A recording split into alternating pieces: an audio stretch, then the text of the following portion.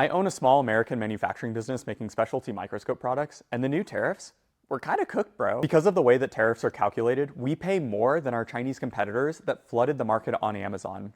This video isn't an assessment of whether or not tariffs are good for America. This is more of a behind the scenes into a small manufacturing business, what the numbers are, and what our incentives are moving forward. Let's take a step back. What are the products that we make and how do they get made? This is Microsphere Terra. It's a product that I invented a few years ago. Basically, a giant microscope slide filled with millions of microscopic organisms. You can watch them as they eat each other, interact, evolve, that kind of thing. It is made fully here in America. We use a laser cutter to manufacture the parts and then weld them together by hand. We also have a product called Microsphere Aqua, which is pretty much the same concept, except that it's for aquatic organisms instead of the terrestrial ones like Terra. You know, people love these products, but they actually only account for about 10% of our total revenue. The remaining 90% comes from selling standalone microscopes and microscope kits. The biggest seller by far that we have is our Horizons microscope kit.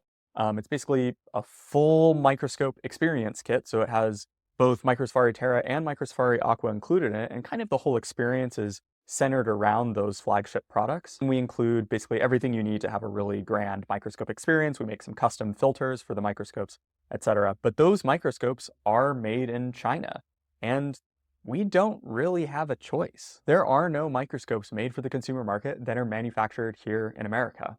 The only microscopes that get made in America are some really high-end industrial and research-grade microscopes. I mean, the microscopes that get made here are typically between $60,000 to $1 million. I mean, look at these things. These things look insane. Look at that. That looks so cool.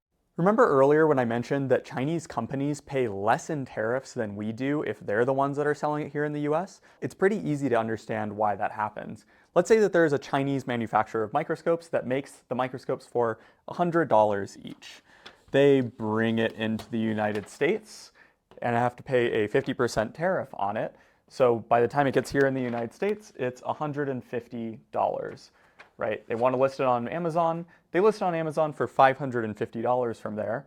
$100 of that goes to the original manufacturer that made the microscopes, and then $300 goes to the portion of the company that does the distribution of that microscope on Amazon. These numbers are pretty normal, actually. It's pretty reflective of what happens. So now let's go to the situation where we are the ones that are selling it here in the United States. We're the distribution people.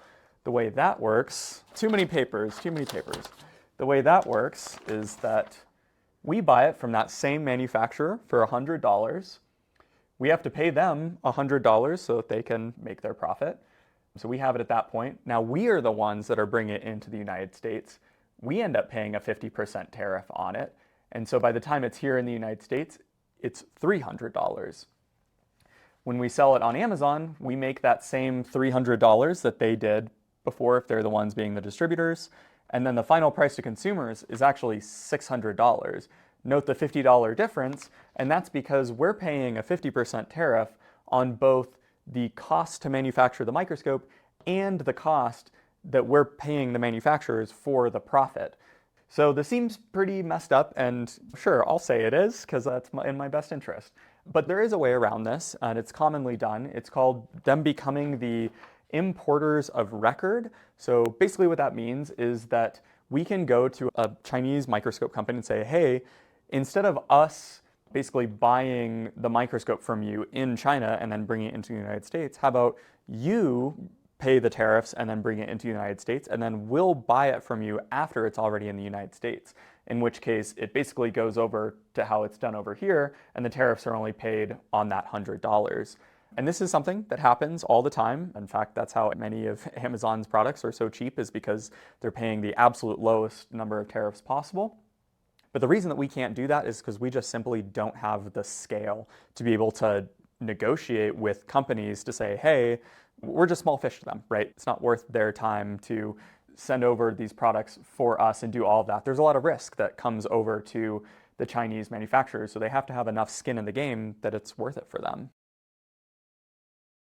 But this is the whole point of the tariffs, right? To make American-made products more competitive on the American market and get American manufacturers to start making stuff in America again. My business partner and I are both engineers by background, and we have the capability to start producing microscopes here in America, but even with the tariffs, it doesn't make any financial or logical sense for us to do that. The primary reason is that the market for microscopes here in the US is just not big enough. We estimate that the consumer microscope market in the US is only about $20 million a year. And I know to non-business folks, that sounds like a lot of money, but it's actually a really small market. To give some context, if we wanted to start a microscope business, that means that we would need to raise probably about $5 million. It would take us between 3 to 5 years. And then at the end of that, we get what? $20 million a year if we own the entire market. To be clear, $20 million is not the amount of money that we would make from that. That's the amount of dollars of microscopes that would get sold every year in that market. And the amount of money that we would actually make from that is just a very small fraction of that. I don't even think that we could raise the money to be able to do that. I could never go to an investor and be like, hey, we're gonna be the American manufacturers of inexpensive microscopes. I would get laughed at. Are you kidding me? That's not what American investors want to be investing in. So where do we go from here? We don't really have much of a choice. We are gonna keep importing these same microscopes, and we are gonna have to pay a really hefty tariff and pass that fee on to the consumer. So if you have been thinking about buying a Microsafari microscope kit, you should do it now, because the next batch of inventory that we buy, we're gonna be paying a lot more on those products, and the final cost to consumers for anything that contains a foreign imported microscope is probably gonna go up by, I would guess, around 25%. We'll have to see exactly where the numbers land when we import microscopes into the US at the time of importing. Depending on what customs agent we get that looks at our shipment at that time, they'll classify it a certain way and it'll change the exact pricing. So we'll figure that out later, but probably about 25%. I'd love to sell more of these beautiful American-made products that we made, but regardless of tariffs, I would love to sell more of these. I don't think that I really have the power to shift demand of our customers. I think the people want what they want, right? And there's not all that much we can do about that. So I guess the final thing that I'll leave you with is that rational actors will do what is in their rational best interest. And for me as an entrepreneur, what is in my best interest after these tariffs coming online is to stop building this microscope company. We're gonna keep it running. We have an amazing staff that is building, fulfilling orders, making sure that our customers are happy.